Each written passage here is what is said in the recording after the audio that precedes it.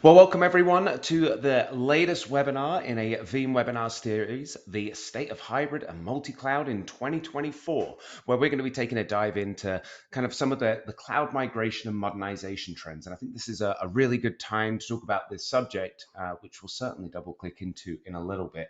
But myself, Leah, and the Veeam team would like to extend a warm welcome to everyone, whether you're tuning in live or on demand. And we'll just go through a couple of introductions and housekeeping rules.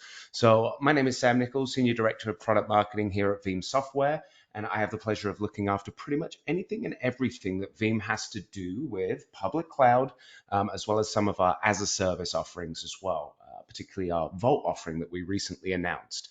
And I'm joined by my long-term colleague and friend, Leah Troscianecki.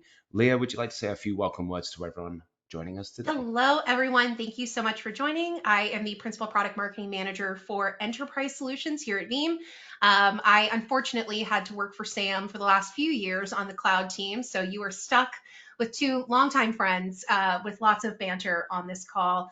And previous to that, I actually spent some time at Microsoft, and then before that, I spent a long time at Veeam covering our service provider solutions. So truly between myself and Sam, we have you well covered on all things cloud transformation. And we have a lot to talk about today, from data to frameworks that you may want to consider as an organization, to how it all fits into the overall Veeam picture. On the housekeeping front, we do absolutely invite you to join us on the Q&A.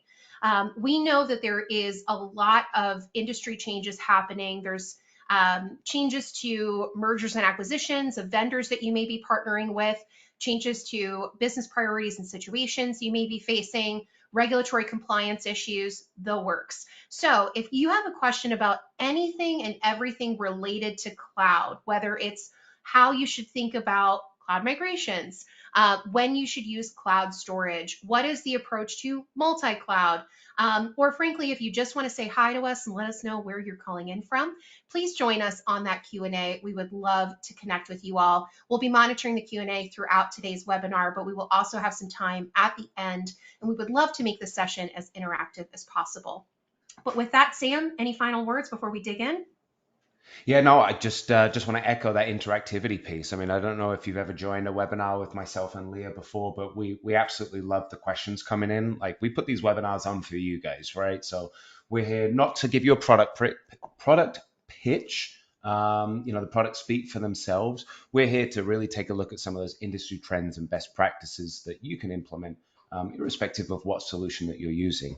But I will say that well, this is at least my first time using the new platform. So I don't see the Q&A. So I give Leah complete reign of cutting me off whenever in order to interject with a question. I will So pull Leah, that cane out so fast and yank you off that stage, uh, because I would much rather hear from the audience than hear from either of us. So yeah, thank you I so can much. And feel thank that. you so much to Matt Schwab joining us from Milwaukee, Wisconsin. Super excited Ooh, to have you join us. Thank you for lighting up the Q&A. And again, go we would love to make this Wisconsin. interactive. Yes, go I'm a Wisconsin, actually.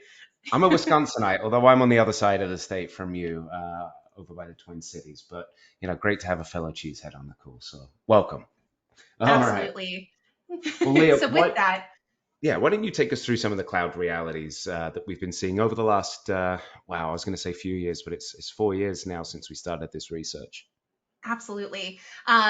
We started this research before COVID, actually. So you'll notice that the 2020 numbers are coming from folks really reporting to us from 2019. If you've never joined a Veeam webinar or us on the live stream before, you may not have heard that we are very committed to research at Veeam. We have some of the largest data sets, trying to understand what organizations of all shapes and sizes from all around the world are really contending with and wanting from the backup and disaster recovery space. So in 2019, we executed this research with a third party analyst company who researched organizations regardless of whether or not they use Veeam. So any of the data that you see today, just keep in mind that this may be in the Veeam community, may not be in the Veeam community. And I think that's really helpful because it's going to be as broad stroke as possible. And you'll notice that when we look at 2020, so again, kind of what was happening in 2019, you'll see that there was an overwhelming majority of data hosted on physical servers within the data center. And then less than that was virtual machines in the data center. And then finally, about a comparable number of workloads hosted in the cloud. That has wildly changed over the last few years. You'll see a gigantic jump from 2020 to 2021.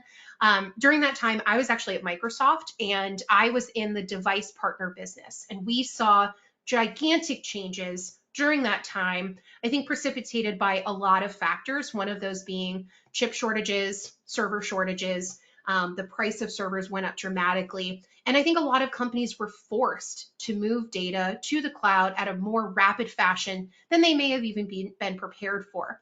But what's interesting is that over the last few years, we've seen that trend continue with more data hosted in the cloud than it would be in any one type of data type in the data center. But what we've seen really change over the last few years is the considerations of how organizations are using the cloud.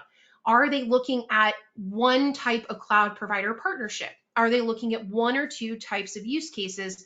Or have they really changed a lot of that propensity? And of course, that's what we have seen. So if we go to the next slide, we'll see the state of cloud in 2024, and it is all about hybrid and multi-cloud experiences. Overwhelmingly, our research has told us that organizations want to have the ability to move data from one cloud to another. They want to avoid vendor lock-in and also avoid lockout. So the ability to keep data mobile across experiences is extremely important. They also want a consistent protection strategy for all of their data, regardless of where that resides. And we're going to talk about some of the reasons for that today throughout today's webinar, as well as how those considerations may be playing into the types of migration strategies that organizations are contending with. And of course, as we all know in backup land, and if any of you on the webinar today have been in the backup space for a while, you know that one of the primary use cases for backup is migration. So the ability to take a current state of data and move it from one location to another. And we continue to see that use case, which is very interesting, obviously, as we've seen form factors of data storage change over the years. You may think that there would be dedicated data movers within those types of clouds or storage types, and that still exists, but I think a lot of organizations still want to use their primary data protection tool to execute those migrations. If you want to learn more about some of these trends, we will, throughout the presentation today, link out to this research report called The State of Hybrid and Multi-Cloud in 2024. So you can use that QR code. We will make sure that we send out the recording, the slides, a link to this research report via email after the presentation today. So be sure to keep an eye out on your email for that if you want to dig into more of these trends.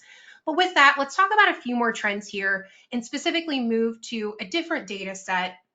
We took a look at a third-party organization that double-clicked into application modernization. So Sam, if we want to go to the next slide here, we wanted to dig into what organizations are looking to do around op modernization. And I think that as we look into expanding our user community of backup, we're spending a lot of time talking to DevOps folks. And for some of you on the call, that may also be your job. Backup is very rarely someone's exclusive job. It's a job to be done and spread across the IT organization. So you may also need to contend with app modernization projects. The reality is 92% of most larger organizations are facing major application modernization projects. And if any of you have executed one of those before, you know that it has been a wild challenge. I remember a few years ago talking to an organization that was a large university, and they were trying to migrate their badging system, their physical on-premises badging system, from an on-prem server into a cloud workload. And They spent months and months re-architecting the application that they had custom built. They did some level of testing, but not necessarily at scale. And then they went ahead and lit it up. And guess what? There was 10 seconds of latency from scanning that badge for an actual person at an actual brick and mortar building until they actually received that authentication. And the issue tickets went wild. So many people thought their badges were no longer working because of that latency, because of the change in user expectation. And so ultimately, that organization had to scramble and move that to an on premises container. And really, they were not able to see the benefits of the cloud as a result. So the idea that you need to be agile, and lowercase agile, not uppercase agile in the project sense, is really important and very top of mind when we're thinking about managing large data sets. So these are just some things to think about as we're talking about today's frameworks. With that, Sam, I'm going to turn it back over to you to talk about how organizations may be thinking about application modernization in 2024. Yeah, absolutely. I'm actually going to hit the rewind button because you mentioned something in the previous slide, Leah, and I can't think of a better example of why this is important. So hitting the rewind button now. Okay, here we go. 39% want the ability to move from one major cloud to another. And Leah rightfully spoke about that from a production instance perspective, right? So maybe it is moving from an Amazon EC2 instance to an Azure VM. But I think like what else is really important and part of this fact is just the ability to back up your data of a production instance that is in one cloud and store that data in another. And within the last couple of weeks, I'm sure you all read about it, but there was a huge incident with Google Cloud and a company out of Australia called Unisuper, whereby I can't remember what changed. Some code was uploaded, and ultimately Google Cloud accidentally deleted Unisuper's account, their Google Cloud account. Within that account was $125 billion worth of pensioner account information. And they ultimately relied on not just snapshots to back up and protect their data, but they sent a backup, a true backup of that data to another cloud. So when that initially happened, because the entirety of the account was deleted and those snapshots are all retained within the same account, they had nothing to recover from. And if Unisuper hadn't done backups using a third party vendor, a backup from Google Cloud to another cloud provider, they would not have been able to get back up online. And that's $125 billion worth of pensioner funds that would have just gone.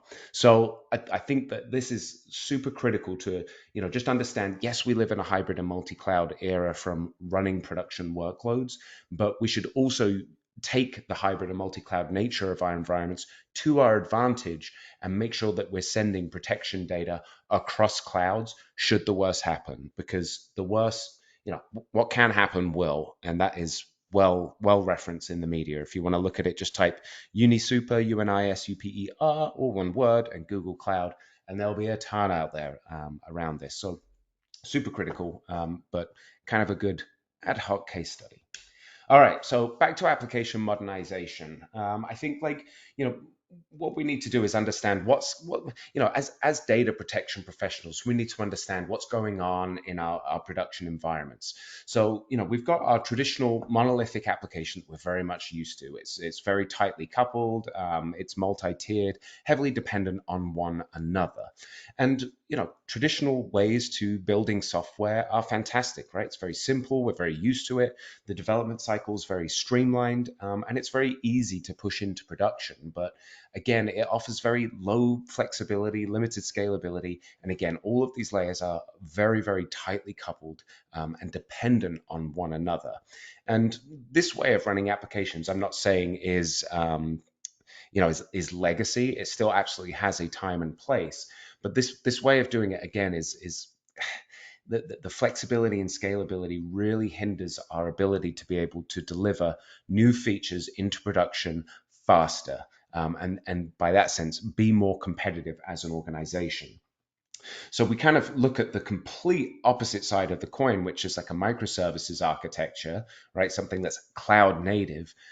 is built very, very different. It's built to be heavily scalable and heavily flexible. We've got continuous integration and continuous deployment. And all of these components are very, very much independent of one another. But going this route, development becomes more complex, so does deployment, and so does testing. So what I want to say is, yes, while Leah's absolutely right, 92% of organizations are looking at, modernizing their applications. That statistic that is right here, you know, experience an application modernization failure has left them with, some of these. It's ultimately because of some of these cons that we see. So, is there a middle ground? Absolutely, there is, right? So, key consideration when modernizing your applications is this does not happen overnight, right? Completely tearing down an application and rebuilding it to be cloud native, refactoring it is a very, very difficult and lengthy undertaking. And in fact, most organizations don't have the expertise or staff uh, in house to be able to do that. So, they leverage the power of like a managed service provider or a systems integrator to be able to help them do this. Also, it's just not suitable for every application, right? So again, this is why we're kind of landing in not just a hybrid and multi-cloud state in terms of the infrastructures that we use, but a very heterogeneous hybrid state in terms of traditional monolithic applications versus microservice architectures and modern apps. But also, there are multiple other end games to completely refactoring an application. And that's what we're going to discuss here. So, Leah, oh, no, this next slide is mine. So the cloud, of course, as we've established, is not just a place to send your backups to. And it's also not just a place to run VMs, although it absolutely can be. There are multiple other ways that we can build our applications in the cloud. So there's something called the 7 R's out there around cloud migration and cloud adoption. And this is what we're going to walk through right now. So let's have a look at our first option, which is probably the easiest one, is retire or retain. If that legacy app is still in use, just retain it. If the effort is too much to lift and shift it to the cloud, to re-platform it or refactor it, just keep running it as it goes. If it's still serving a purpose and it's still meeting business requirements, keep it that way. If the application is being retired in favor of a completely new application that's been built, then retire it, right? So anything that's unused, retire those. Any legacy apps that aren't going to undergo any sort of transformation, just retain them as they are. This is really the easiest one. The next one, which I would argue is almost as easy, is around repurchasing. Leah, talk to us about repurchasing, especially with your expertise at Microsoft. Definitely. I think we know that software as a service offerings like Microsoft 365, like Salesforce, have become household names. But the reality is, many organizations still haven't completely migrated functions of their organization to these SaaS offerings. So every single year, organizations are still thinking, how do I leverage software as a service applications, especially within contracts that I may currently have?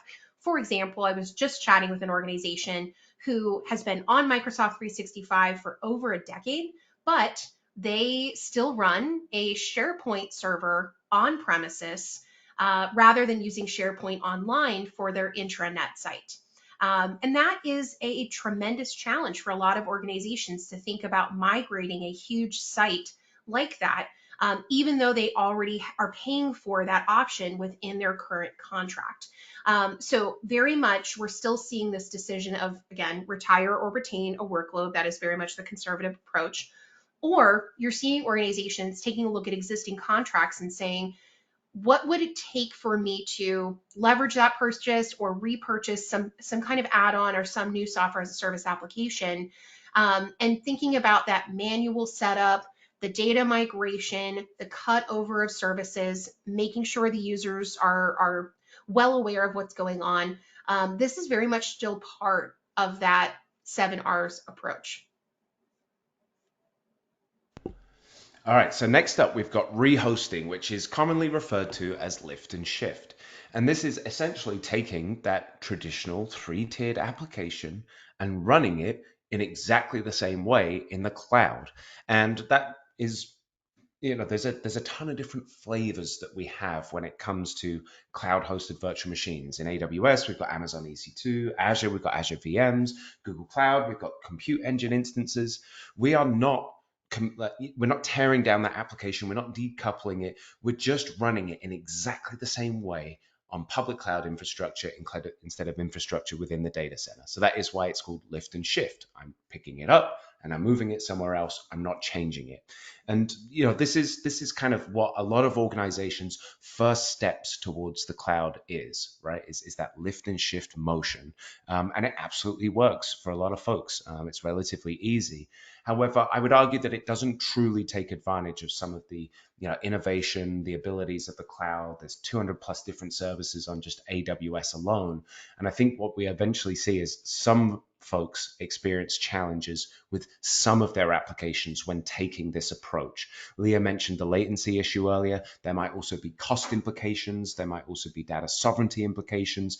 And what we see is that with them bringing that back on premises. And that is why the ability to move workloads across different infrastructures is absolutely critical. So your ability to, again, be nimble and agile with a lowercase a is critical when it comes to this cloud migration, because not all things work. And again, like as we look at other methods to modernizing our apps, some of them fail. One actually that isn't on here that I'm going to talk is just about relocating. So it's very similar to rehosting, but it is just running. Let's just say you were running vSphere on premises. Instead of running it as vSphere on premises, we're running it as VMware Cloud on AWS, or Azure's equivalent or Google's equivalent. So relocate isn't on here, but it absolutely is an option as well if you want to keep the exact same feel as what you had on prem, but just instead running it in the cloud. The different VMware Cloud options are certainly an option for you. All right, Leah, talk to us about re-platforming. This is where we truly start to go cloud native and start to take advantage of some of those benefits. Absolutely. And that's what a lot of organizations find when they do rehost or especially relocate. They're keeping a lot of the same form factor for ease of use, speed of implementation, but you're really not necessarily squeezing all of the juice that's available in what makes cloud technology so great. And there's a lot of things that can become inefficient when you do something like a rehost. For example, you may find that it is much more expensive than it may be for you to actually execute a re-platform. So if you were running a file share on premises, a database on premises, there are so many opportunities to actually re-platform that workload in the cloud using that truly cloud native approach. And there are a lot of kind of jump pad opportunities with each of these cloud providers. So they will offer things like data movers. Especially when it comes to databases, there are opportunities to map those data sets, especially if it's something like SQL to SQL, rather than building something net new. And I want to harken back to the data that we showed at the top of the call, right? When we were looking at where data is currently hosted in 2024, a mix of server on-prem, VM on-prem, or a cloud-based workload. One of the other data sets that comes up from that research is where did that workload originate, especially when it's something hosted in the cloud. So what we have found is that for organizations using cloud technology, 2/3 of the data that is currently running in the cloud started on premises. So this whole transformation that we're showing here with these pathways is very much proven positive in the field with real organizations. And we think one of the best ways to do that is to really go ahead and take the time to re-platform file shares, databases, et cetera, to cloud native opportunities with these dedicated services from each of these cloud providers. And they're here to make it a relatively smooth transition. I say that as someone who's never actually executed one of these replatforms myself, so I say that tongue in cheek. But it's definitely a great option for tier one workloads, or applications that organizations really want to prioritize moving forward. But Sam, ultimately, this isn't the most cloud native of options. Do you want to talk to us about that final pathway? It is not, right? So the final one is around refactoring. So completely rewriting that application. So decoupling that monolith, right? That's where the term breaking down the monolith comes from, decoupling all of those components and running them in that very microservice heavy approach. So I think like the most common thing that you guys will likely hear about is around containerization, right? So utilizing like a container orchestration engine like Kubernetes in order to do this. Again, this is the most cloud native. It is also the most difficult one to do. I think that there's ultimately three key takeaways from what we're showing you on the screen here. Firstly, you don't have to, like, once you've determined your migration path, that isn't the path that you have to stick with. These are all, you can jump about from one to another, right? So maybe you choose to do a lift and shift, right? So you move your application VM, your web VM, and your database VM to the cloud, and you run it in exactly that way. And it works, but maybe you're experiencing some excessive costs that you'd like to get under control. That's when you start the whole replatforming piece, right? So maybe you take that database that's living on a virtual machine, and maybe you decide to go with a platform as a service or PaaS service like Azure SQL or Amazon RDS and run it on that. And then as you get more familiar with that, maybe you want to start to tear down other components of that and go full refactoring, right? So getting rid of the app layer, web layer, maybe containerizing it. Maybe you go with functions as a service or other microservice options or serverless options. Ultimately, once you pick a path, you're not married to it. You can jump around, and that's likely what's going to happen within your organization as you learn. Point number two is around really just you as people understanding what's going on in your organization. You are the data protection professionals, and when something hits the fan and people want their data back, you are going to be the folks that they come to. And what Leah and I sometimes see in some of the accounts is the data protection team is very much embedded into our traditional on-premises infrastructure team, but the cloud team or the Kubernetes platform team are those weird guys on a different floor, and we never talk to them. I really, really encourage you to go and talk to them and understand what it is that they're doing. Where is the persistent data, right? The stateful data that lives as a data service, whether it's inside a Kubernetes cluster or outside of a Kubernetes cluster. Just build those relationships, because as our IT infrastructure evolves, it's bringing with it all these new teams. And ultimately, we're all on the same path together. We're all in it for the betterment of the company. So just building that camaraderie and teamwork between all of us will ultimately help us better protect and secure our data wherever it is. And I think, again, the final thing is, irrespective of what you choose to do, whether you choose to retire or retain an application, rehost it, replatform it, repurchase it, or refactor it, Leah, there's one thing that holds true across all of these different methods, and that is that Data, data is everywhere. Sorry for the dramatic pause on that one, but I think the reality is organizations are having to contend with these very much heterogeneous, multi-cloud, sprawling infrastructures that have wildly different ages, right? You've got legacy workloads that have been running for 20, 30 years on mainframes, on legacy on-prem software that may or may not be end of life, all the way to this visionary, exciting, world of containers where you've got words like stateless. And if anyone needed to Google that, it's absolutely okay. We run into it all the time in Cloudland, but that's what Google is here for, to help us understand better. So organizations are having to contend with these wildly different infrastructure experiences. And that's why we at Veeam have expanded from the 7 R's to a few more R's to consider. So if we want to go ahead and jump to the next slide, Sam, those of you on the like webinar pirate, who right?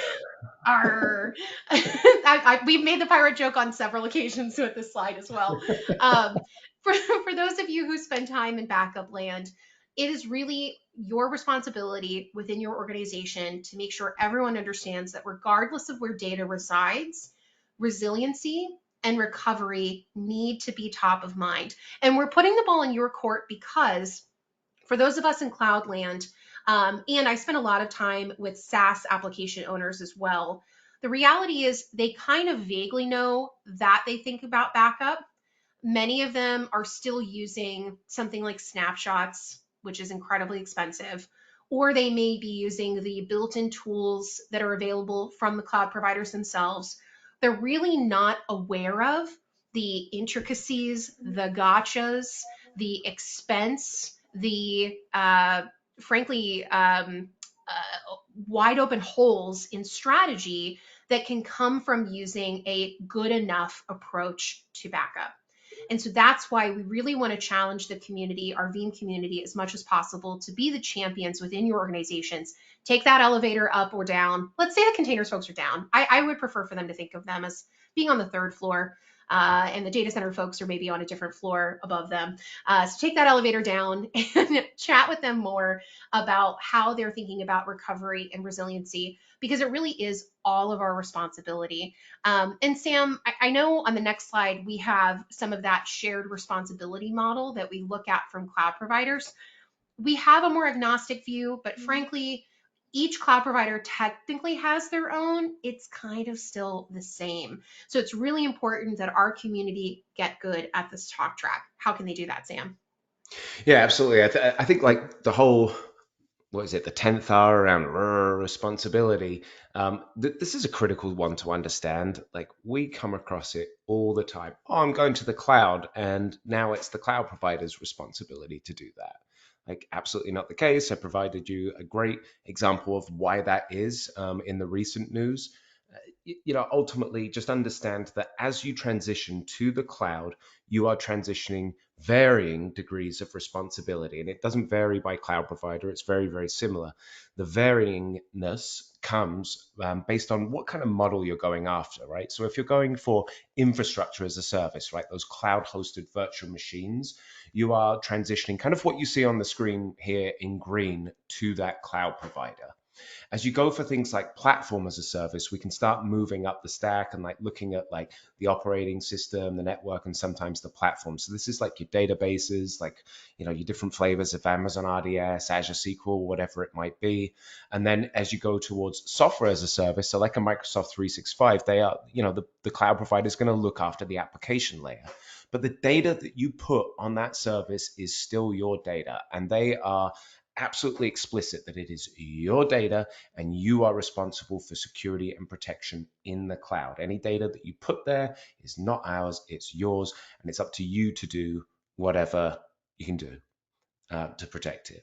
They will make commercially reasonable efforts to make sure that the infrastructure is as available as possible, right? When going back to that previous example with Unisuper, one of the first things that they tried to do was fail over to one of the native replicas that had happened within that availability zone, but the entirety of the account had gone. So there was nothing to fail over to. So this is why you need that independent, uh, logically separated backup in order to recover from, typically outside of that public cloud provider. We can look at countless different types of compliance regulations out there that talk about data locality. And they specifically say that the data must be stored and recoverable to a different location. That different location absolutely could mean the same cloud provider, just a different one of their regions. But again, case study, like don't rest your laurels on it, especially if it's production day, especially if you're dealing with $125 billion worth of data. And Unisuper did the right thing, right? They knew the risks that were there. This wasn't a ransomware attack. It was, quite frankly, what happens most, human error. So just make sure that you're protecting it. Make sure that you're ensuring that you are resilient. Leah, talk to us a little bit about resiliency. So, when we as an organization have been talking the last few years about um, who we really want to be in this new world of post COVID, data living everywhere, cyber attacks, ransomware specifically, becoming a top of mind use case for backup, we have really wanted to rally around this concept of resilience. How can you assume that the worst can and will happen to any given workload? And where does backup fit into that? We know that backup is just a small part of the overall strategy to the resilience of any given workload, whether that be stress testing. So, do you have enough storage running on premises? If not, is that where you may want to look into some cloud bursting opportunities? Can it withhold a ransomware attack? Can it hold an insider attack? If there's some kind of failure in any given workload, is there some sort of failover strategy? There's so much that goes into this. And especially in Cloudland, we tend to look at something called the well architected framework. Every cloud provider has that. If you are relatively new to cloud infrastructure and cloud infrastructure management, I highly recommend taking a look at any of the cloud provider of your choice's well architected frameworks. They are just such great rules of thumb for how you can architect a resilient workload management strategy. And ultimately, again, that comes from the fact that we need to assume the worst. My therapist calls that catastrophizing. You may not want to do that in your personal life, but I think when it comes to IT, any cybersecurity expert would tell you assume breach, assume disaster, assume a bug, assume the worst. And it's amazing what will flesh out as you're architecting these kinds of designs. Now, we know that that is easier said than done. The reality is, many organizations do not have the resources, the expertise, the time, the money on staff to make these kinds of enhancements.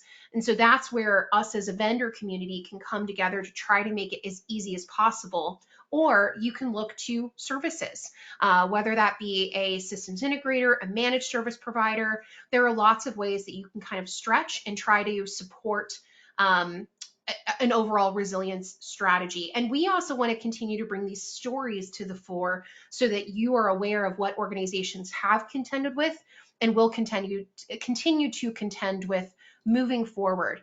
On this particular call, we're going to give you a couple of helpful practical things that you could consider within your own implementation. Sam, I think that means that we need to bring out our tried and true 3-2-1 rule. You want to just go ahead and hit them with the classics? Yeah, absolutely. And it's not more than it's not just a couple. I think we've got five best practices that they should be following. So some of these best practices apply to both on-premises and the cloud. Some of them are a little bit more geared towards the cloud. I know that we're dealing with a lot of data protection veterans on the call right now. And you guys know what it takes to do this on premises. So we're here to just help you out when it comes to the cloud. And you should all be familiar with the 3-2-1 rule. We apply it on premises. It's that age old adage that actually comes from photography, right? 3 copies of your data, 2 different media, and 1 off site. So when it comes to the public cloud, how does that look? So, first off, you've got your production copy. Okay, go figure. And then the next piece is looking at a native snapshot.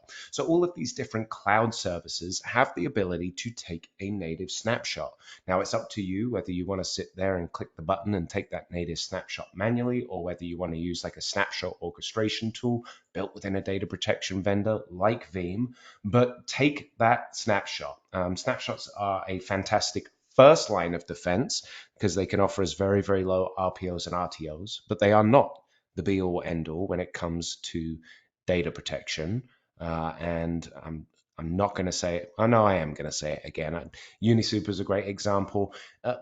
Even 14 years ago, Codespaces made this mistake. They realized, hey, I'm responsible for protecting my data, and I'm going to protect my data with a snapshot. And Codespaces 14 years ago were penetrated by a cyber criminal, and they got into their environment and they held their data ransom. They said, hey, you do not pay my ransom, I'm going to delete all of your data. And Codespaces were like, I've got backups, go ahead, I'll just recover from them. But one thing to know about snapshots is they are not logically separated. They are stored essentially on the same system. So they went and deleted all the production data as well as the snapshots, and they didn't have anything to recover from. So it is also critical to use a dedicated backup vendor to take a image-based backup of your cloud data, and you can either store that in the same location or in an alternate location. That could be a different availability zone, it could be a different region, it could be a different cloud provider, it could be bringing it back on premises. But again, that case study from in the last few weeks has shown how critical it is to have a true backup of your data stored separately away from the production copy. So this is kind of what it looks like. I think, what's this? AWS. We're looking at some EBS volumes and snapshots, whether that's of the RDS instance or an EC2 instance. That's the snapshot, and we're storing that in an S3 bucket. And you can, if you like, copy that over to a different S3 bucket in a different region in a separate VPC. You could do it to a different cloud if you wanted. You could do it to on premises. I think a lot of folks get very, very cost conscious about egress when it comes to moving data across different platforms or cloud providers. I'm going to throw in like a half a tip, I guess, which is things like ExpressRoute are your friend. Express routes or Direct Connect will help you move data across different platforms without paying for egress. It is treated as cross-region network traffic. So do you still have to pay for it? Yes, but you have to pay for cross-region traffic within the same provider anyway, but it treats it as cross-region traffic. So it's a good way to get data out of that cloud provider into another. And we've got countless customers doing it. We've got a reference by Ciox. It's a healthcare medical records provider here in the United States doing just that across AWS, Azure, and a co-location. And their bill is very, very small considering what they are doing. So 3-2-1 rule, 3 different copies of data, 2 different media, one off-site.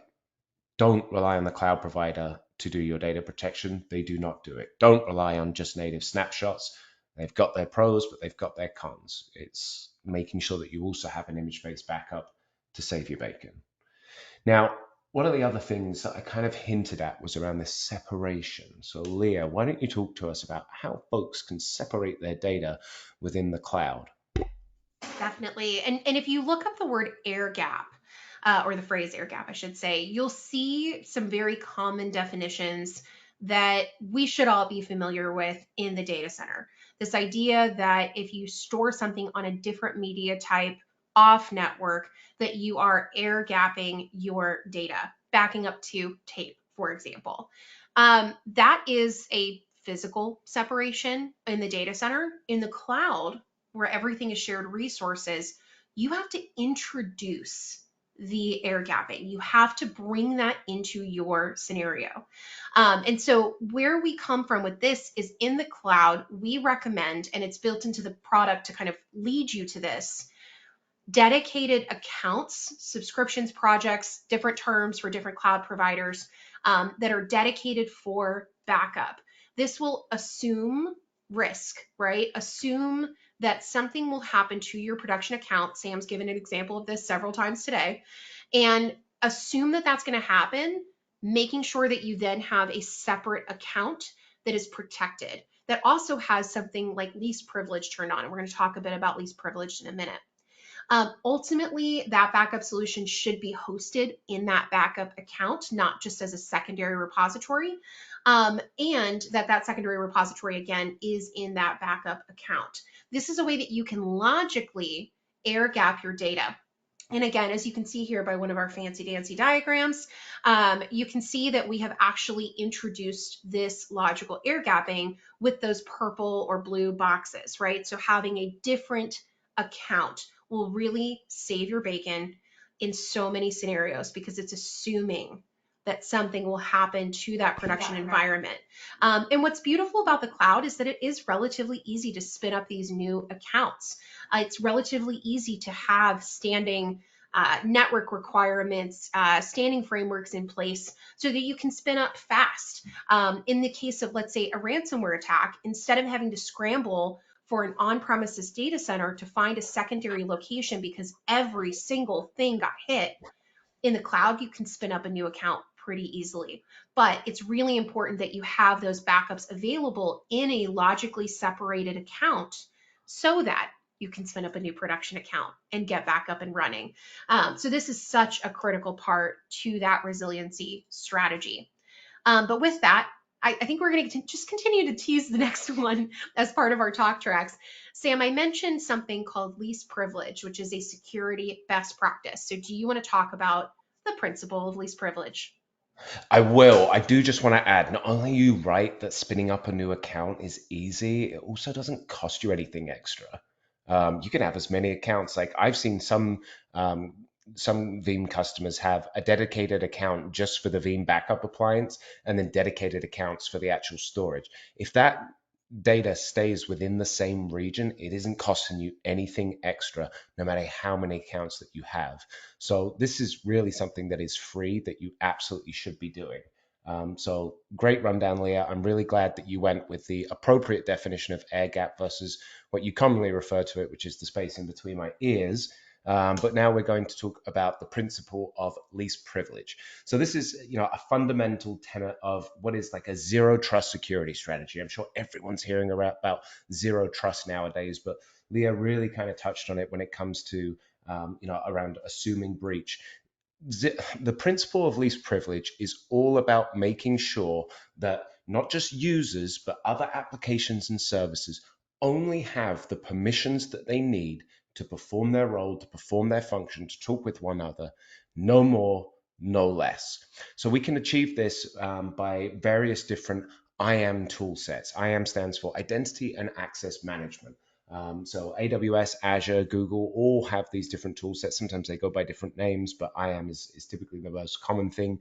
But we can make sure that we implement these granular IAM permissions from a data protection perspective. So you should be doing this on a service by service basis, because if you don't utilize this principle of least privilege, but you do utilize the separate accounts, you're essentially leaving a big wide open tunnel for any bad actor to go from production to backup very, very easily. Whereas if you make sure that, again, just the users, apps, and services that need those to perform those roles, you make that much, much more difficult for those folks to navigate between accounts and wreak havoc on not just your production data, but also your backup data as well. It's something crazy high, like 80 some percent of bad actors are now specifically targeting backup data to cripple that organization and force them into paying the ransom by also affecting their backup data so they cannot cleanly and successfully recover. So this piece is also critical as well. I'd also advocate for routine auditing of all of those permissions, right? So making sure that you rotate permissions, anything that's unnecessary or unused, get rid of it, delete it. Like, don't leave that as an attack vector for someone to come in and cause problems. If you guys do need any help around IAM permissions, if you go to helpcenter.veeam.com and you are using Veeam, we've got all of the different IAM roles laid out there, like at least the frameworks, because they're going to be dependent on each of your implementations, but at least the framework for you to follow. Click, click, click. It's relatively simple and straightforward. But again, it's number 3 in our 5 best practices that you should follow. Another 2 is around role-based access control to the backup solution. Don't let anyone and everyone have access to that. By all means, make sure that you kind of have an admin role with the godlike access, but you don't give that to everyone. Another great thing to do is issue backup and restore roles to specific teams or functions, or even just like a restore role to application owners, right? So they can go in there, they can't augment the appliance, they can't create backup policies or edit backup policies. All they can do is perform a restore. And that's great, because it also means that you've got to do less. It's one less phone call for you to have, and you also can be confident that they're not going in and ruining things like compliance, service level objectives, whatever it might be. And then the final thing is multi-factor authentication.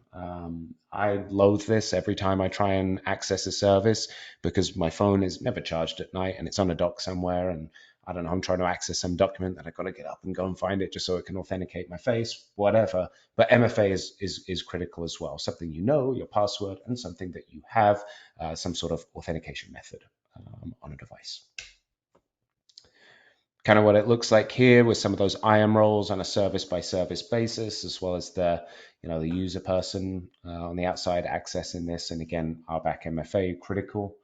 But now we got to start to get on some juicier stuff, which includes immutability. So Leah, why don't you walk us through some immutability tips, being cognizant we've only got 10 minutes left, FYI.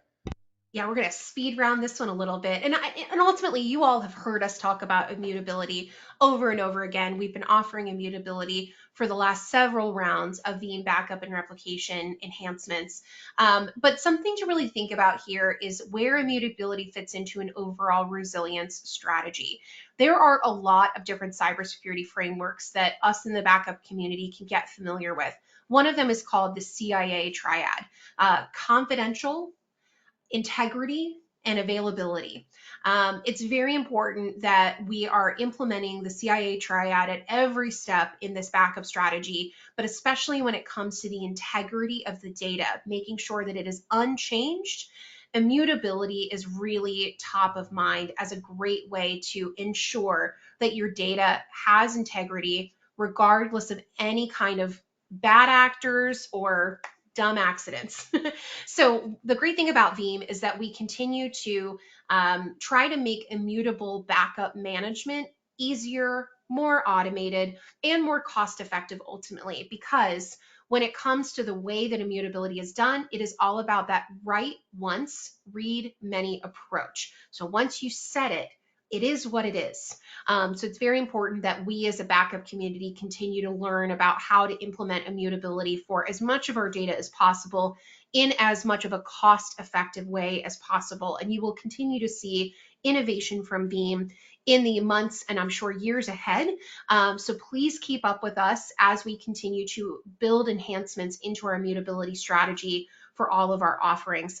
And of course, if we flip to the next slide, you can see it implemented in this lovely architecture diagram. Sam continues to antagonize me by having AWS as the primary way that these diagrams are built. I'm much more of an Azure girl myself, but you can see here that with Amazon, there is something called Amazon S3 Object Lock. That is the strategy that you can use if you would like to use Amazon for your immutable storage.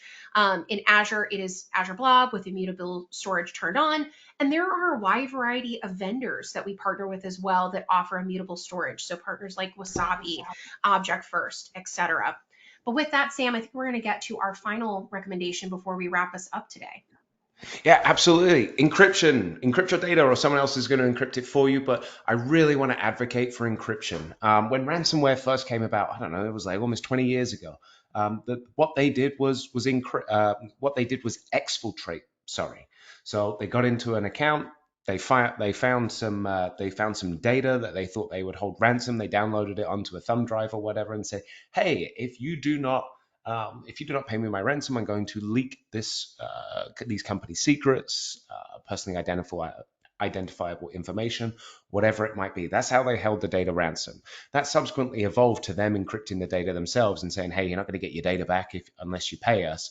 But given we've taken all of these steps that Leah and I have just spoken about to cripple these bad actors as much as we possibly can, they are starting to devolve back to their exfiltration attempts, right? My dad always told me history has a tendency to repeat itself. Pay attention in history class. This is my dad being right. I know he's not on this call, so I can comfortably say that. But encrypt your data and only make sure people have access the cryptographic keys to decrypt that data. No more, no less. There are a bunch of different services out there, like AWS KMS, stands for Key Management Service, and some Azure love as well, Azure Key Vault, happy Leah, to help streamline that encryption of data. You've got a couple of different options. You can go the easy route and use the default options. It's better than nothing, but I would always advocate for customer managed keys. It's a little bit more work on your part, but it goes a long way when it comes to securing that data. And then similarly to the IAM permissions, rotate those keys and delete any ones that you no longer need. Just continually rotating them leaves less time for bad actors to try and guess what they are. Little nice picture of what that might look like. And then we promised not a product pitch, and we've stuck to that for 54 minutes and 52 seconds. But I do want to introduce the Veeam data platform. This is, Veeam's flagship product to protect, yes, virtual machines on premises, but it does so much more. Yeah, it does your physical stuff as well. It does enterprise applications, but it also does cloud data, AWS, Azure, Google Cloud. Um, our entire portfolio also covers things like Kubernetes, so your containerized workloads, Microsoft 365 data, as well as Salesforce. So Veeam Data Platform really is, I was going to say one trick pony, but that's not the one word I'm looking for. It is the platform that you can depend on to protect and ensure resilience and recoverability of your data, irrespective of where it resides today. We'll also help you move it to any different platform in line with what we were talking about earlier, and then protect it at its new destination. We're the number one industry leading data protection and ransomware recovery company. Again, not just for virtual machines, but anything and everything within your hybrid, multi-cloud, heterogeneous infrastructure. You can rely on a single platform to really streamline and make sure your data protection efforts are very efficient.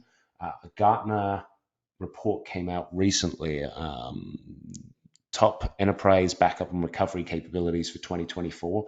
75% of organizations are looking to consolidate and standardize data protection across on-premises in the cloud on a single tool versus relying on multiple different point products from multiple different vendors.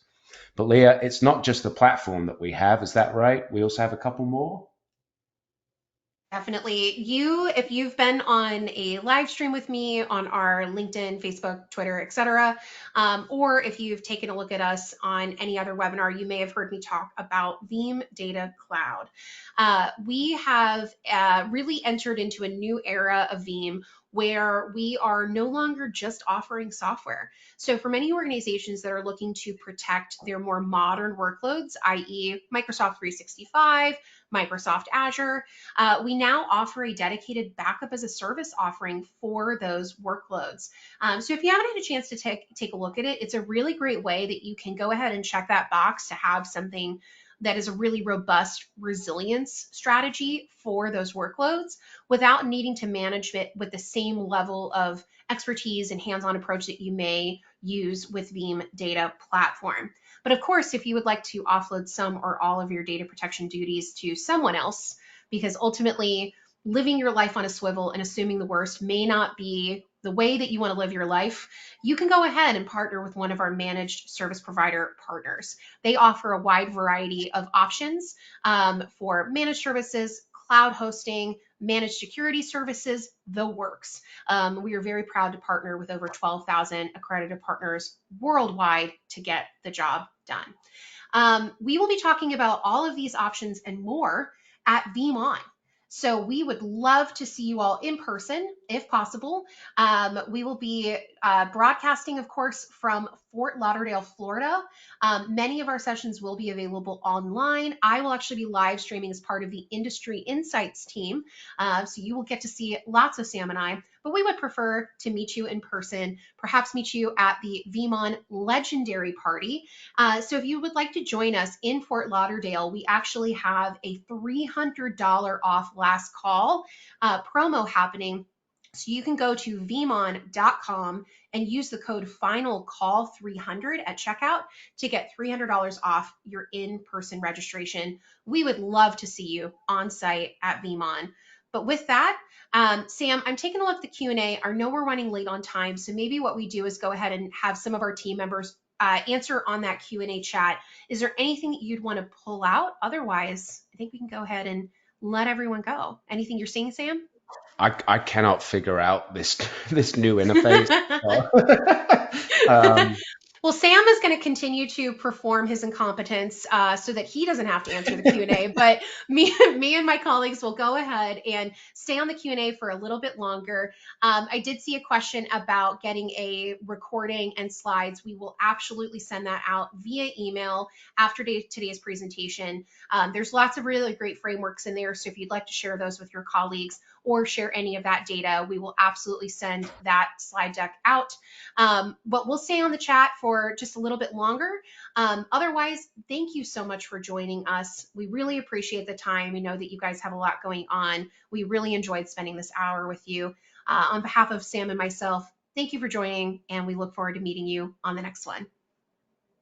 Thank you so much, everyone.